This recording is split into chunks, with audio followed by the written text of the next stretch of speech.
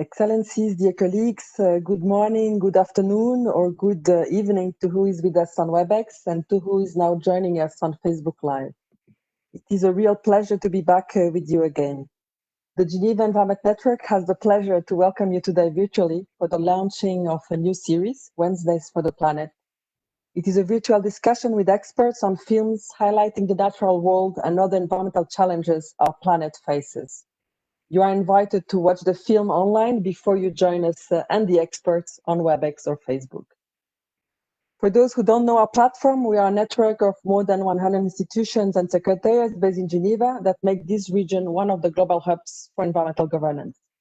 Administrated by the United Nations Environment Programme and supported by Switzerland, we organize various networking activities, including regular multi-stakeholder roundtables and briefings on major environmental trends.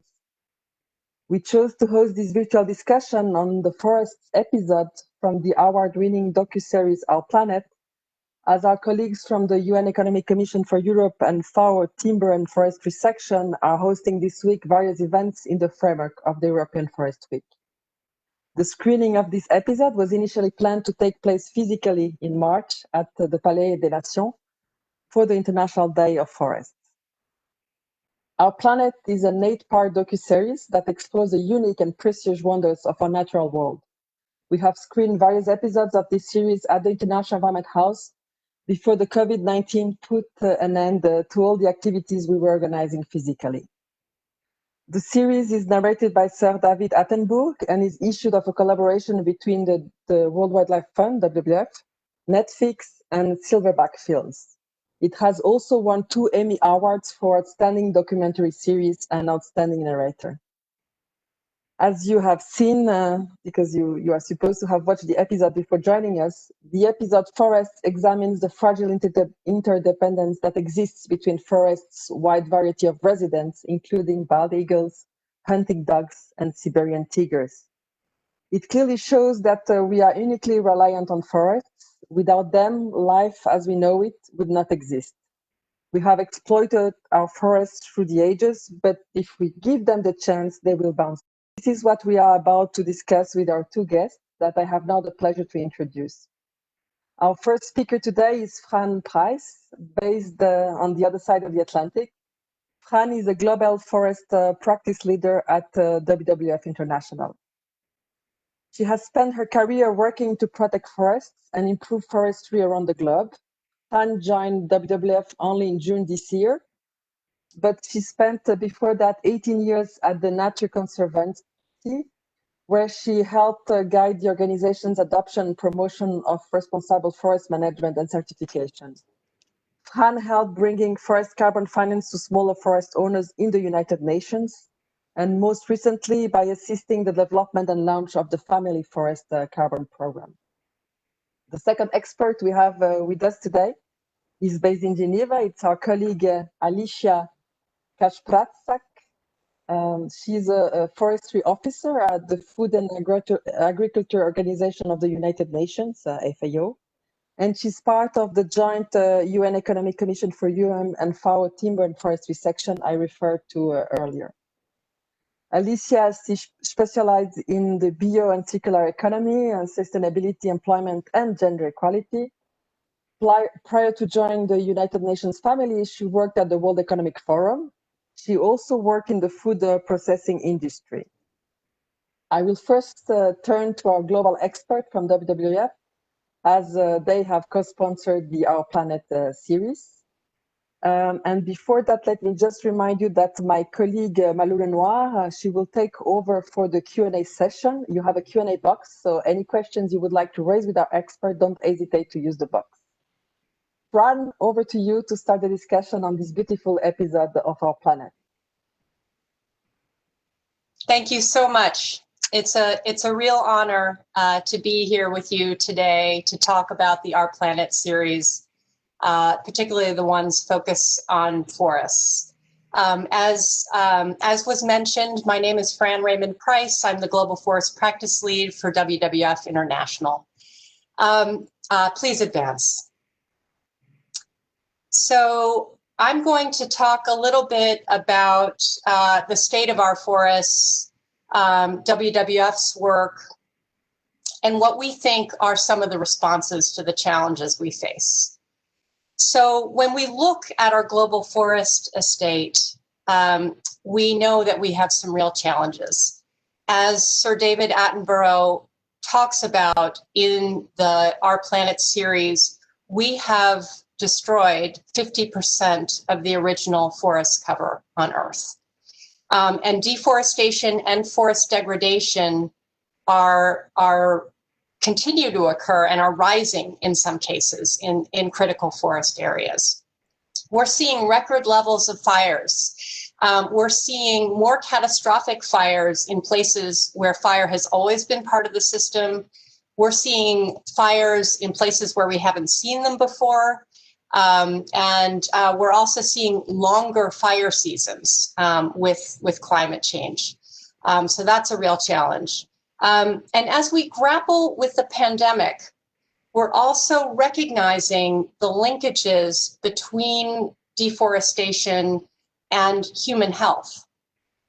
And we're seeing that with increased deforestation, we have also the increased likelihood of wildlife, livestock, human interactions, and the increased likelihood of disease spillover, diseases like Ebola and COVID-19. And finally, we're also recognizing that habitat loss, including deforestation, is really driving huge population declines in our wildlife species around the globe. WWF and partners recently put out our Living Planet report, which we have been doing for some time now. And it showed that the populations of vertebrates that we've been tracking have declined by an average of 2/3 over 50 years. That's one lifetime. That's my lifetime, essentially. So we have some challenges. So please advance. So what's driving this? Well, we also know that commercial agriculture is the largest single driver of deforestation. And on the slide, you'll see that agricultural commodities drive at least 27% of total forest cover loss. It's likely much higher. So I've seen estimates from 27% to 71%, and it's probably towards the upper end of that estimate. Other direct drivers of deforestation include logging, human migration and urbanization, infrastructure, transportation, and extractive industries like mining, oil, and gas. Please advance. So why should we care?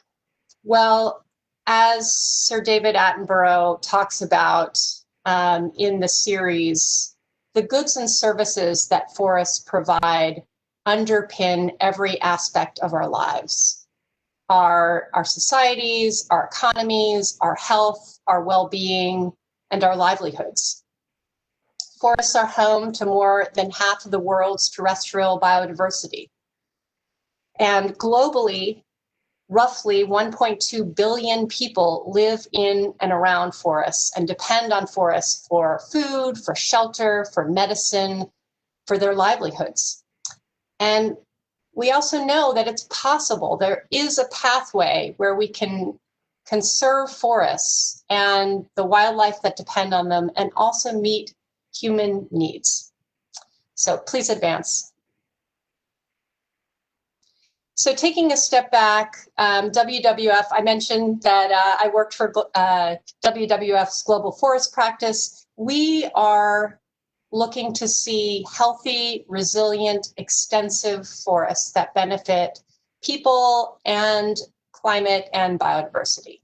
And we believe that if we conserve 30% of critical biodiversity areas across all biomes, that we can be on a pathway to a more sustainable future. And that includes indigenous and community conserved lands.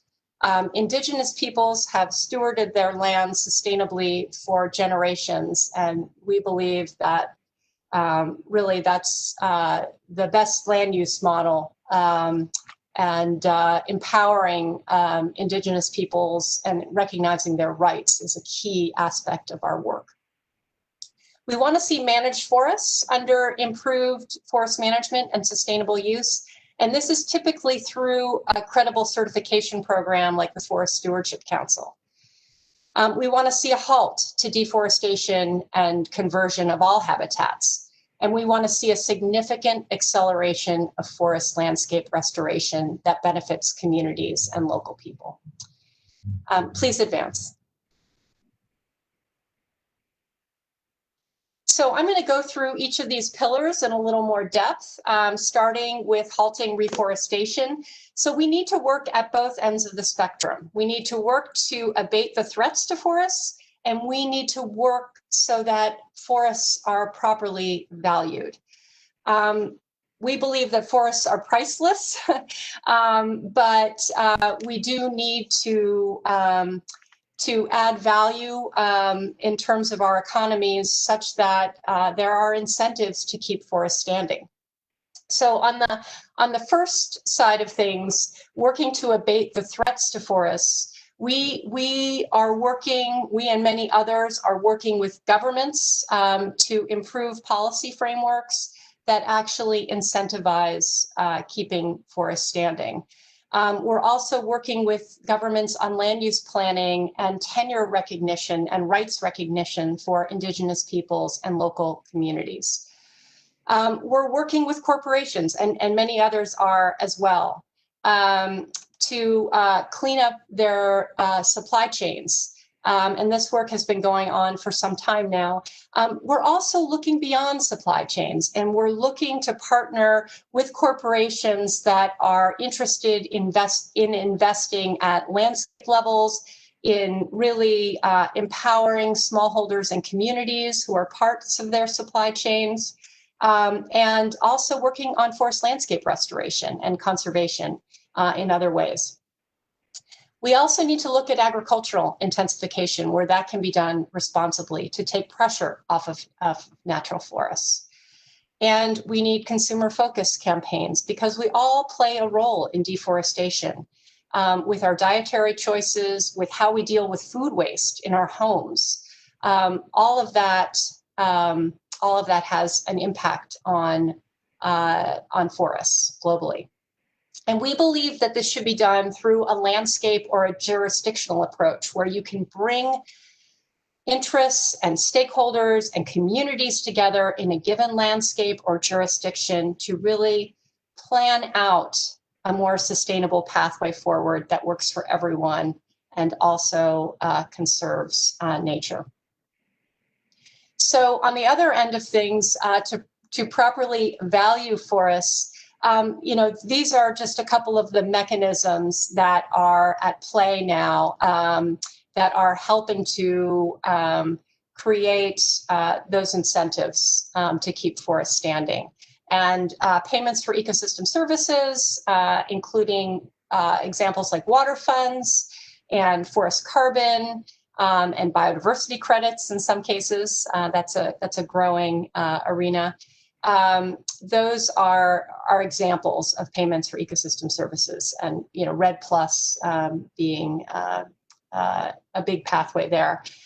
Also, nature-based solutions in nationally determined contributions under the Paris Agreement. That is a major mechanism whereby governments are making commitments that include not only reducing emissions and moving towards renewable energy, but also how they use land. Please advance.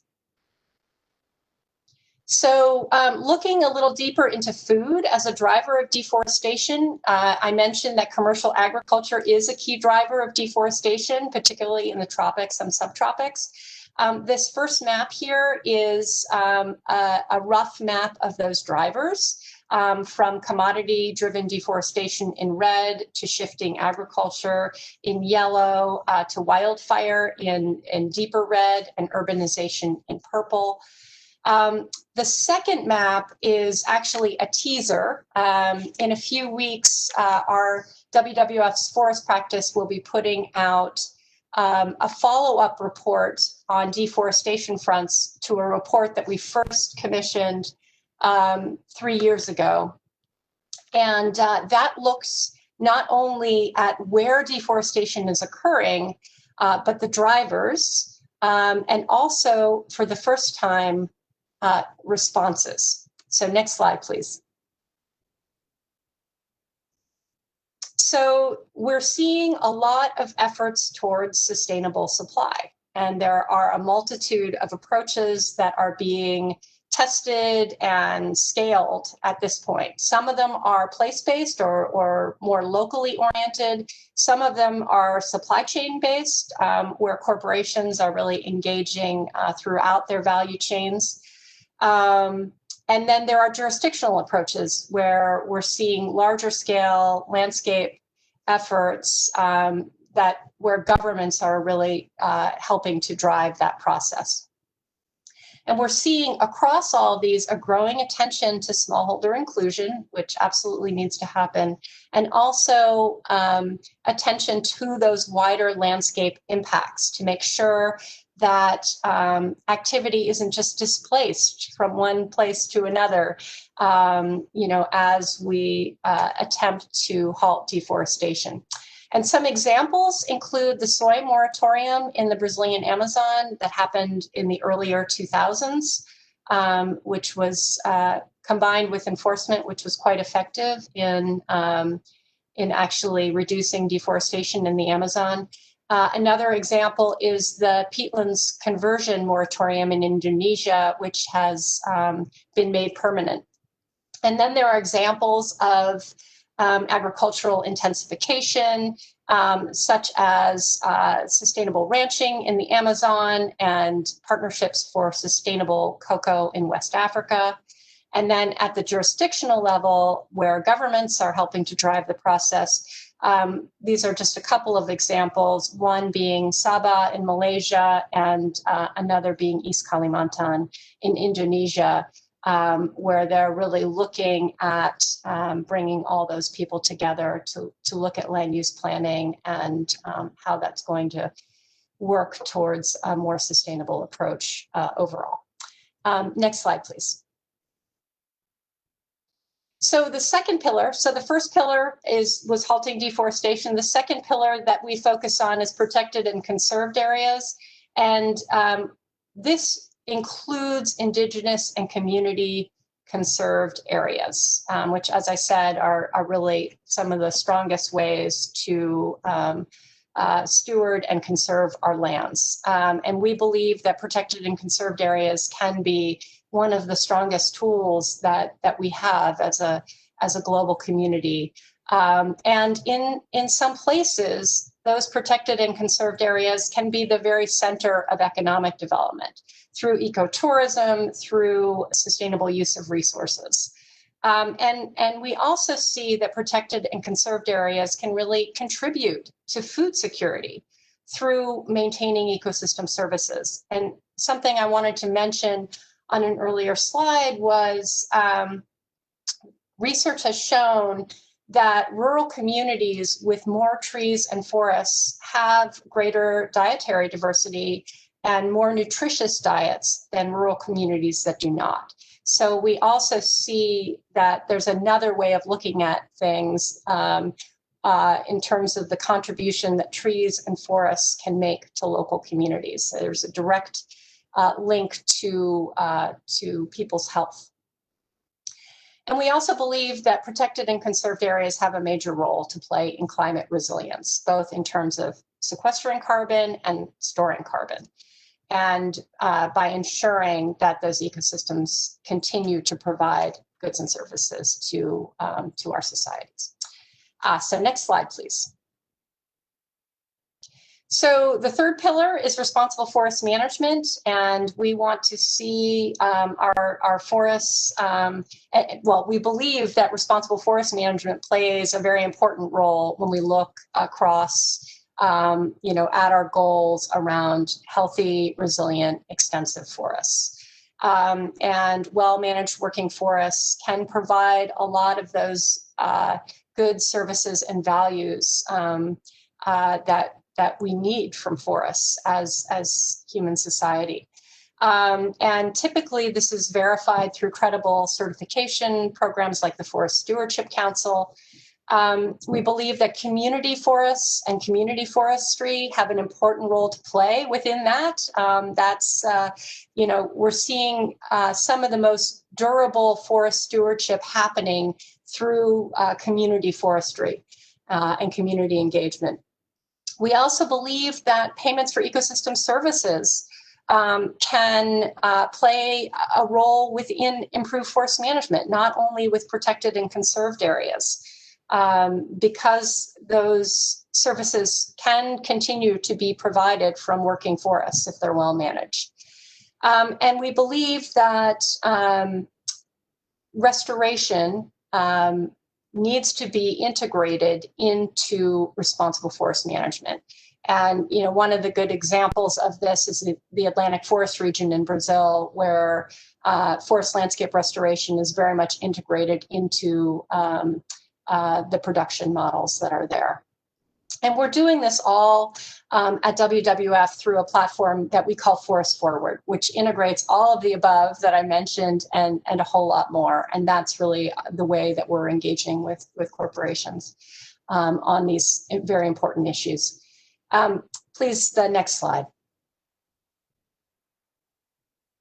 And then finally, the fourth pillar is forest landscape restoration. And we have, as I mentioned and was mentioned in the Our Planet series, we have destroyed a lot of our global forest estate. And you know, some of that land is in agriculture and probably needs to continue to be in agriculture. But that is not to say that plenty of that degraded land should not be returned to forests. And we believe that, you know, from a climate perspective, from a community health perspective, from a livelihoods perspective, that we need to accelerate forest landscape restoration. And to do that, we need to mobilize and redirect finance. We need to build innovative partnerships. We need to strengthen local efforts and delivery mechanisms. And really scale models that are coming from the ground up, that are community driven. And we believe that while plantations play a role in all this, that natural regeneration really needs to be an important part of things from a cost perspective and also an ecological perspective. So the next slide, please. So what is our call to action overall? We need to all collectively be working with corporations and governments to put in place policies and actions to stop deforestation. We need to address our food system, which is broken by all accounts, both on the production side and on the consumption side. So we need to move towards more regenerative agriculture, agroforestry, agricultural intensification, as I mentioned in some cases. But on the consumption side, we also need to be looking at our dietary choices. And again, you know, the food waste issue and, you know, where that occurs along the value chain, but also how we're dealing with that in our very own homes. And we need to support and reward and compensate actions that conserve forests and improve forest management. And through all this, we need to empower local communities to steward their lands and to create new models around a restoration economy that really benefit local people. And the last point here is that we need to all work together to accelerate forest landscape restoration at scale. So I will just say that on forests, it's really go time for us. There's an urgency here that we really need to not only think about what we have to do in our different roles, but what we can do as consumers, as corporations, as governments, as civil society. We all need to come together and think in ways that are, in the case of corporations, pre-competitive. How can we use our influence together to make change and to move towards healthier and more resilient forests? Thank you so much. Thank you, Fran, for this very comprehensive presentation and very complete. And indeed, it is time. It is go time, as you mentioned. As we are running with time, we will keep the comments for the Q&A session. We wanted to run a little video, but as we cannot see it, who is with us on Facebook cannot see it, we will just share the link and later on and won't show it now, and we will go directly to Alicia from FAO and the joint UNECE FAO Timber and Forestry section. Alicia, I know that you really enjoyed looking at the film, and there is also something you would like to bring to the discussion. Please, over to you. Thank you very much. I'm also very honored to be here, so thank you for the invitation. And I'm also very glad that I can speak after Fran, because when I looked at the movie, I had the impression that there is a need to also talk about us as people, regular people, the citizens, what we can do. And as I work at the Forestry and Timber section, it's a joint section between these two organizations, in our work, we evaluate the state of forest as a natural resource, and we analyze the forest product market.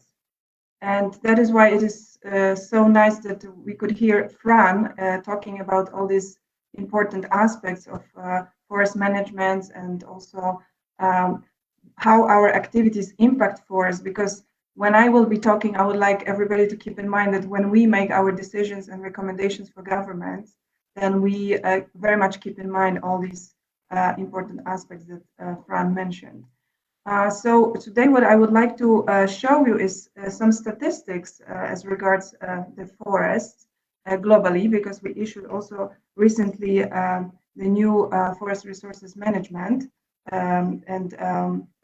in the global scale at FAO. And I would like to also show you how the forest can be impacted by the fact that we are also promoting concepts such as bioeconomy, and they also have a strong impact on forests. So I'd like to move to the next slide, please.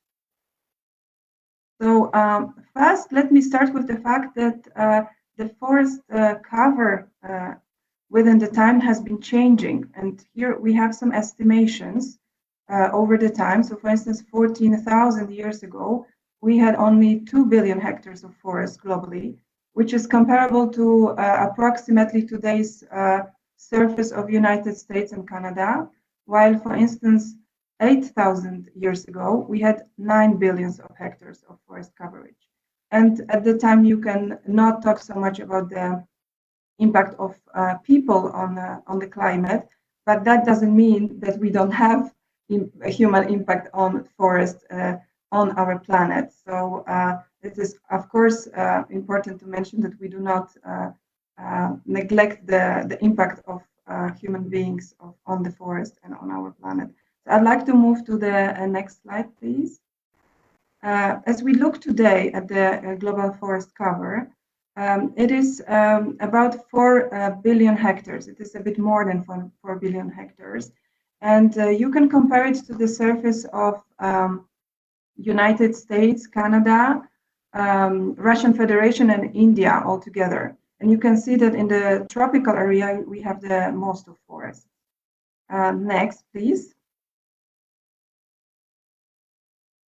However, of course, there is a problem of deforestation. And if we can talk in the language of statistics, that our study shows that since 1990, the world population has increased by 3.3 billion, while at the same time, we lost the surface of Libya as regards forest coverage.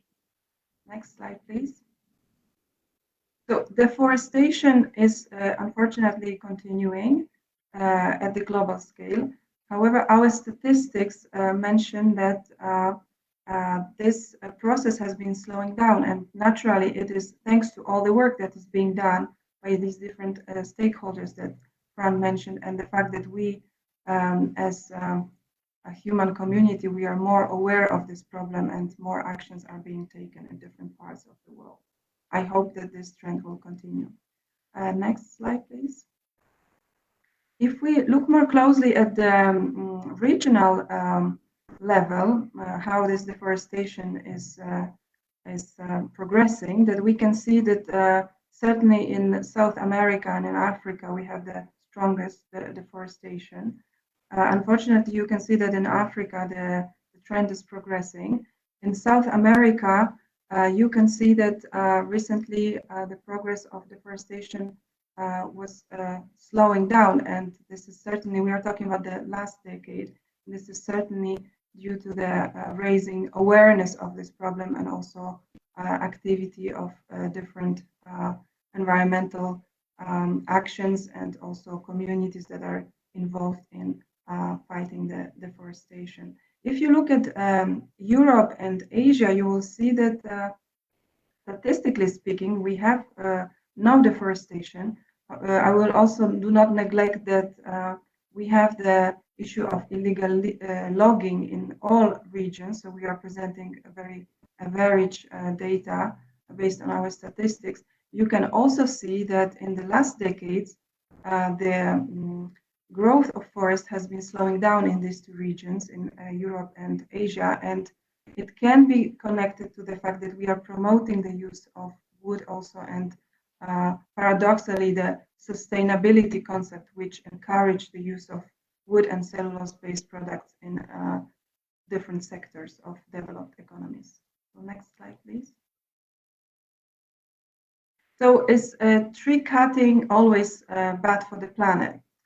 And not all tree cutting is deforestation. Sometimes we need to cut trees. Of course, clear cutting is not something that is good, but in some specific situations, forest experts decide on a case-to-case basis to cut trees. And in these situations, we can say that it occurs when, for instance, we face the forest cleaning for fire prevention.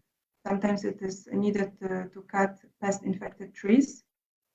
We also talk about cutting damaged trees after natural disasters and removing trees from urban spaces.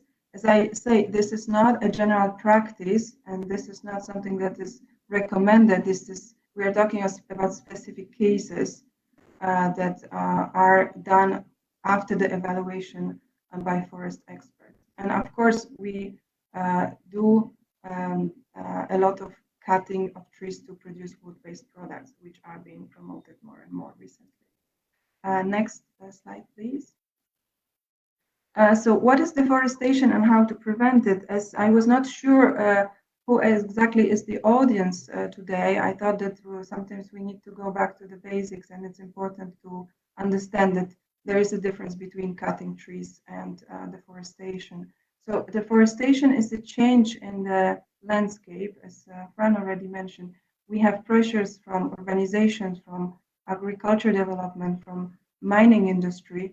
And when we cut trees and we seize forests to create space for other activities, then it is deforestation. How we can then diminish and prevent the deforestation in the long term? We have reforestation, which means we grow the trees, we plant trees in the area that used to be forest. We also talk about afforestation. So it is in the situation where we grow forests in the areas that there were no trees before. Further, we go into a concept of landscape restoration, and that combines reforestation and afforestation, and of course other measures that help to keep the balance between different types of landscape. And we talked about the pressures and competition in landscape management between agriculture, urbanization, forest, etc. Further, we can also talk about the concept of sustainable forest management that is very much promoted, and it's the basis for any activities in the forest, any economic activities in the forest. And sustainable forest management considers the needs also of future generations, considers the impact on landscape resulting from logging, considers the impact on biodiversity resulting from logging, and also includes reforestation. And then we can talk about also forest management plans. And forest management plans are the tools of sustainable forest management. And usually forest management plans are for more or at least 10 years. They are related to legal regulations, and they are not in all countries, but in many countries there are regulations that impose creation of forest management plans to ensure sustainable forest management in the long term. Next slide, please. So when we look at the forest management plans, we can see that we have the area of forest that is mostly covered by forest management plans is in Europe and also in Asia. And you'll recall from the previous slide when I was showing you the figures related to deforestation. So you will see that areas that are covered by forest management plans, you have no deforestation or minimum deforestation. So clearly these two things are related. Next slide, please. And we also have figures related to legally protected forests, and Fran also mentioned the importance of protected zones. And we can see that, for instance, in South America, we have, as a percentage, relatively high figure of covered protected forests, and also in Africa. But you could also see that these are the regions that are very much touched by deforestation. And that is why, from our perspective, we can say that forest management plans provide a comprehensive approach to forest management, and they are really necessary, as I would say they consider all the aspects of forest management, and that is why not only we have to have protective measures, but also be able to see how different functions of forest can be met in one area, and that is why the approach needs to be more comprehensive. So, the next slide, please. So, what about bioeconomy and all that? Because we can talk about working in the forest, protecting forest. We all have our role to play in that. We also know that there are forest professionals who study this, and they make decisions sometimes to cut forest and to maintain the forest in the long term in the way that sometimes it is not welcomed by the public. But when we think from the perspective of regular citizens, people who really do not go to the forest directly to protect forest, what can we do, and how our decisions also impact how the forests grow and how they can develop in the long term. So next slide, please. So bioeconomy certainly creates an opportunity for forest-based industries, because we are talking about renewable, biodegradable materials that we want to use more. We are talking about the fact that we want to use materials that have low carbon impact, and we also want to have a sustainability and a transition towards sustainability in many strategic sectors, such as construction, packaging, and textiles. And that is why we see, okay, we can promote more forest-based industries. However, there are certainly challenges related to that. So next slide, please. And these challenges relate to the fact that we are not sure if we can maintain the sustainability of supply if there is an increased demand for forest-based products. We also face the question of pressures on ecosystems resulting from forest fires, from climate change, from pest infections, and from pressures on landscape management. And also we have the problem of viability of consumer waste management. so that we are, at the moment, we are not so efficient in collecting the waste, so that we could ensure less pressure on sourcing the wood directly from forests. Next slide, please. I'd like to quickly mention here the most prominent and the fastest developing value chains that are dependent on forest and that can be potentially source of pressures on forests. So certainly it is wood that is used in construction, furniture manufacturing, and cellulose-based fibers industry and cellulose-based plastic markets. Again, these are not all the sectors, but we observe that these develop the fastest and they are promoted also by policies, specifically this cellulose-based fibers and cellulose-based plastics. Next slide, please. So wood in construction is not only wooden houses. It's one of the sectors that uses most of wood, and wood is used at different stages in constructions, also in different elements of constructions. And we face the issue of recovering the wood efficiently from the construction after the demolition. Next slide, please. Next is the furniture industry, which also in the recent decades became a fashion victim. We used to buy furniture for lifetime, or at least for a couple of decades, and today we change the furniture very often. We also do not buy solid wood furniture. Often this furniture is a mix of wood, of glues, of paints, of nails, and it is very difficult to recycle these materials, not only because there is a lack of infrastructure, but also physically it is very difficult to dismantle these products. Next slide, please. And cellulose-based fibers. So certainly it is a value chain that is related to the fashion industry.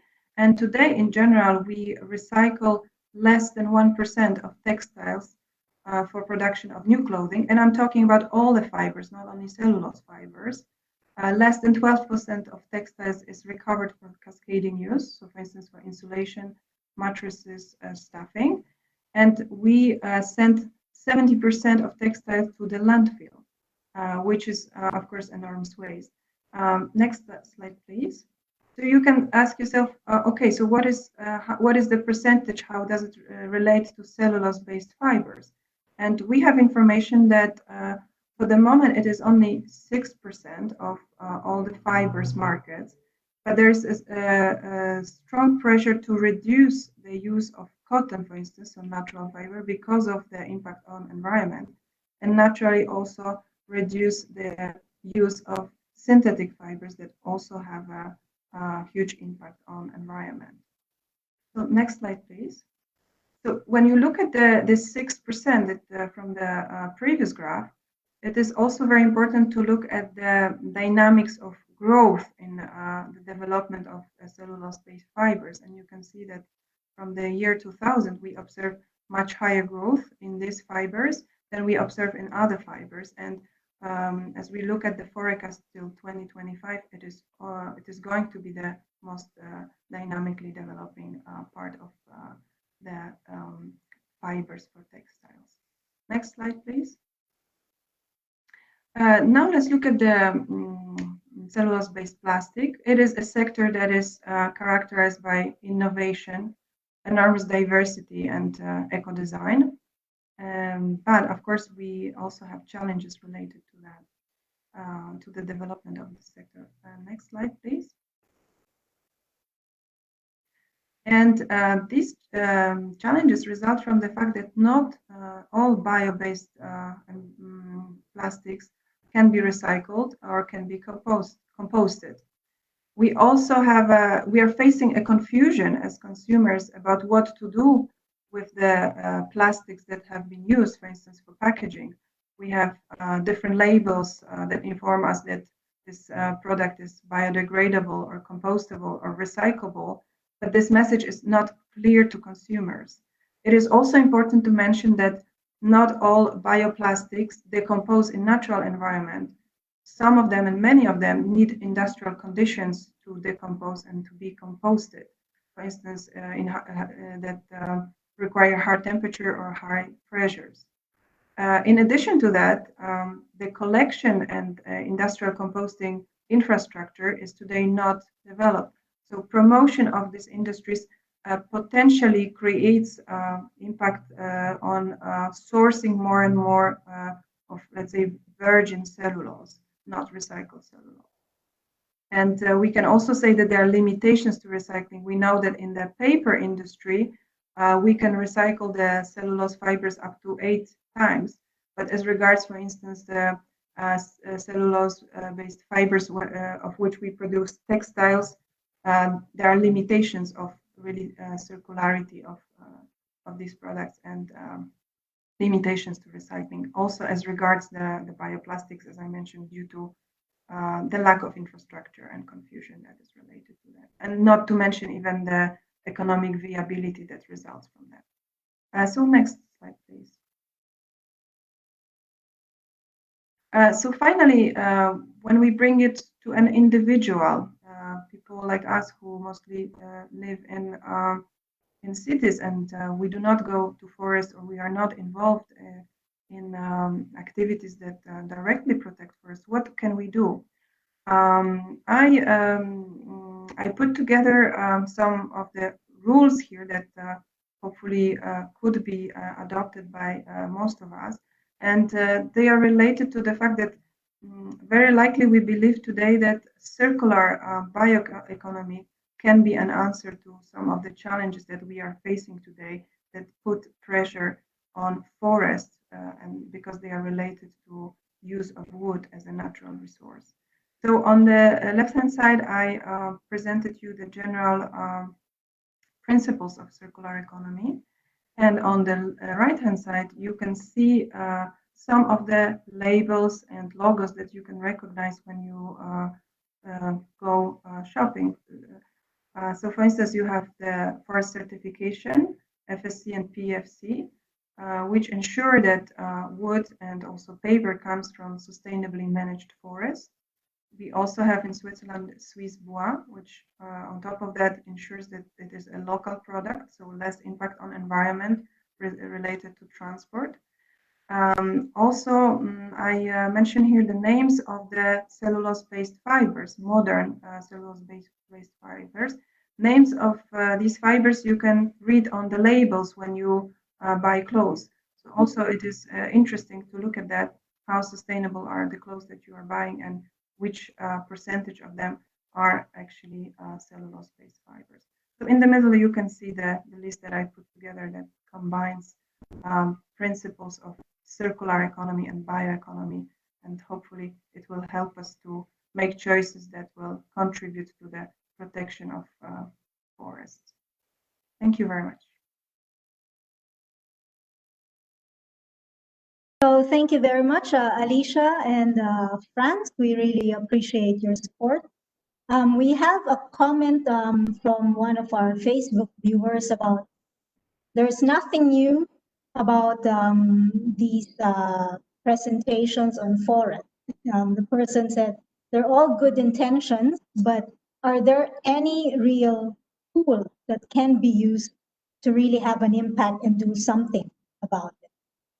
And I have another question that came in by message. To what extent is forest management implemented?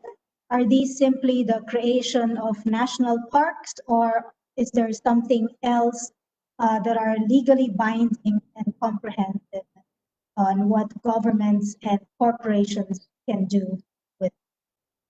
And another question, how can consumers be best informed about forest conservation and the most impactful and concrete steps that they could do? Thank you.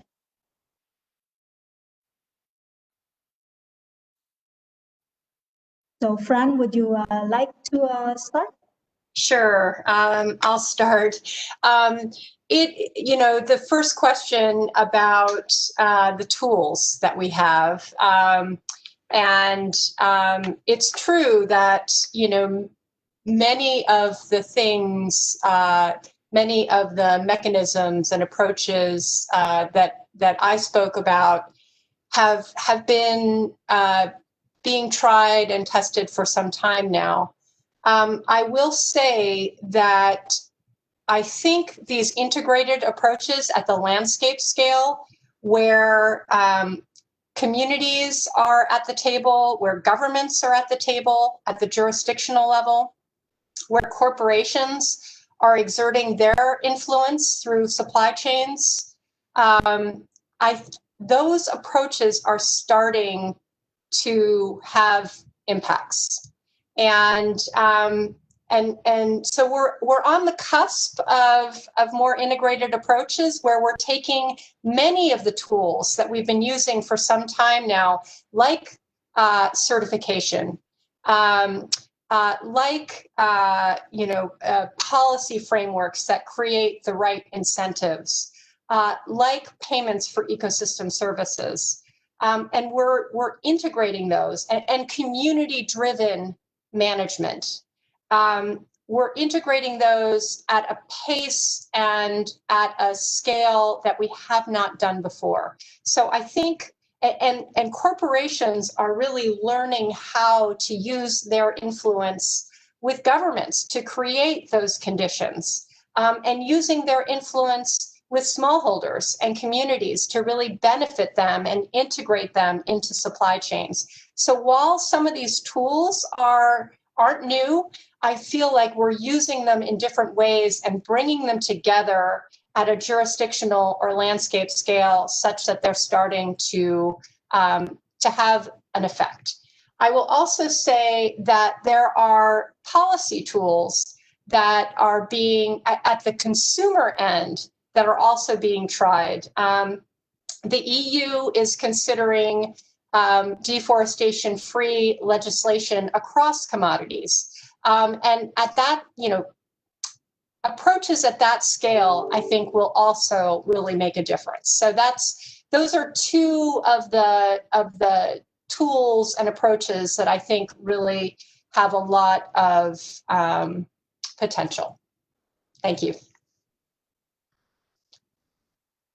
Alicia, do you want to respond, or should I go to another question? Yes, of course. So yes, we are talking about, I agree that, we do a lot, and this is not new, but I believe that we still have to repeat it, even if it seems obvious, because we still need to do it more.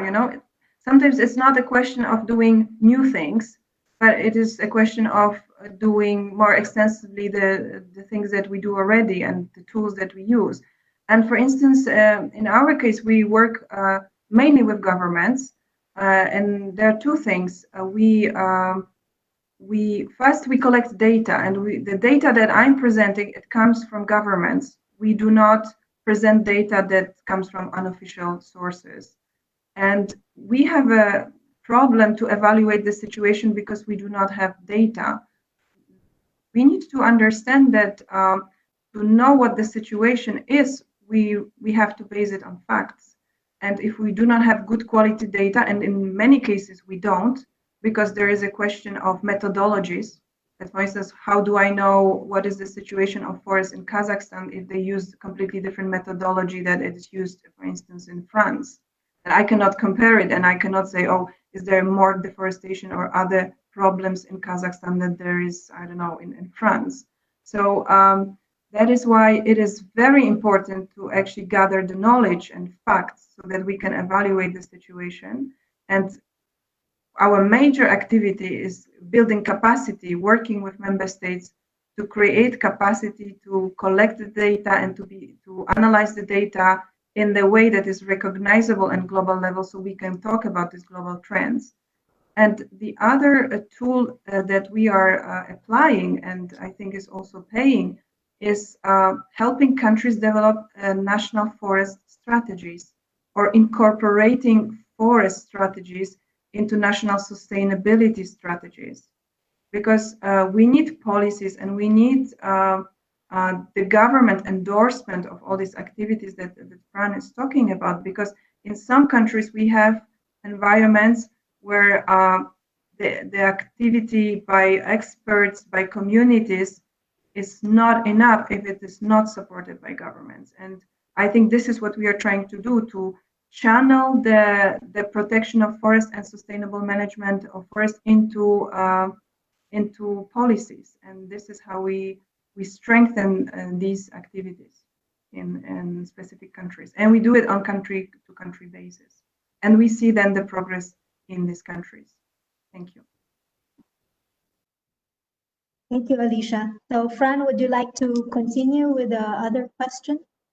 Sure. You know, the tools for consumers, and you know how consumers can understand their impacts and you know, get more educated. There are a lot of organizations working on this. WWF has a food practice that focuses on these issues at the consumer level and at multiple levels. For one, that's one resource on our website.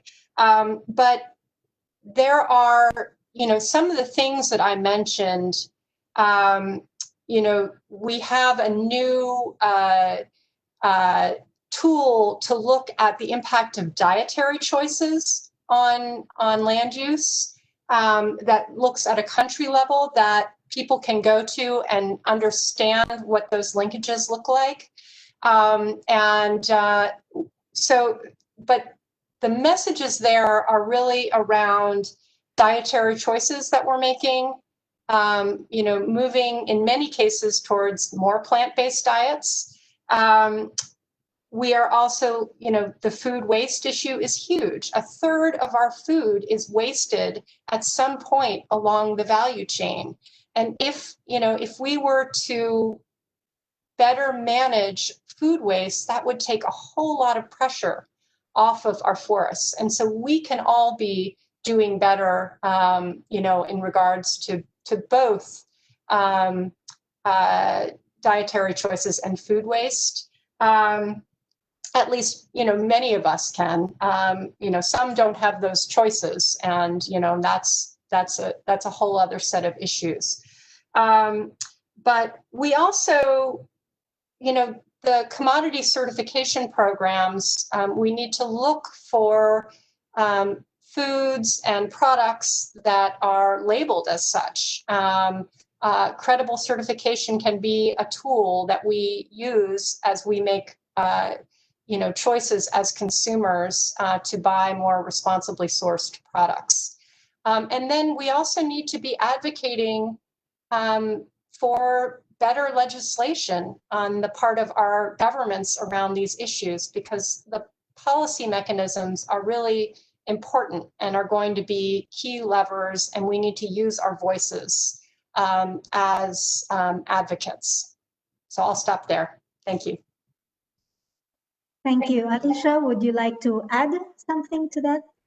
Yes, thank you very much. So again, on the same note that I mentioned before, I think we have a number of tools, but I think the issue is that many consumers, many people are not aware of existence of these tools, of these labels. We also recognize the confusion that exists because there are many labels. So I strongly advocate for very simple solutions. They work the best. And for instance, in our work, communication and raising awareness on the role of forest in our daily life is a strong part of our activities. We have, for instance, the International Day of Forest that was mentioned before. And we had 2 campaigns, Forest for Food and Forest for Fashion, where we show very clear links between these 2 different worlds, and how these fashion and food industries, how they depend on forests, and what we can do, you know, what choices we can make to protect our forests at the same time consuming the goods that we want to. So this is very important. Also, we have a video, very simple video that is called More Heat with Less Wood. And it is so simple that it became amazingly popular, because it presents a very clear example of how to use wood, how to store wood, how to prepare wood to burn it in a way that we are not losing heat and energy that is resulting from it. And it is a short video of a couple of minutes that currently has been translated to many languages, because there are different communities, different organizations, NGOs, governments, schools that come approaches and say they would like to translate this video to their language so they can use it locally. So I do believe in propagation of information about existing tools, and I do believe in creation of tools that are very simple, that can be used by anybody. And by that, I mean, when I create any tool or I think about communication tool, then I always think, would children understand this? Does it speak to children how things should be done? And these are the most successful tools of communicating how we can consume so that we can preserve our forests. Thank you. Thank you. Diana? Thank you, both Fran and Alicia. It was a very interesting discussion. You brought a lot of facts, figures, tools, the links with other worlds, as you yourself, to the discussion. So forests will be part of a lot of discussions run by many actors in international Geneva, and we will certainly make the link in other discussions we are running on other topics.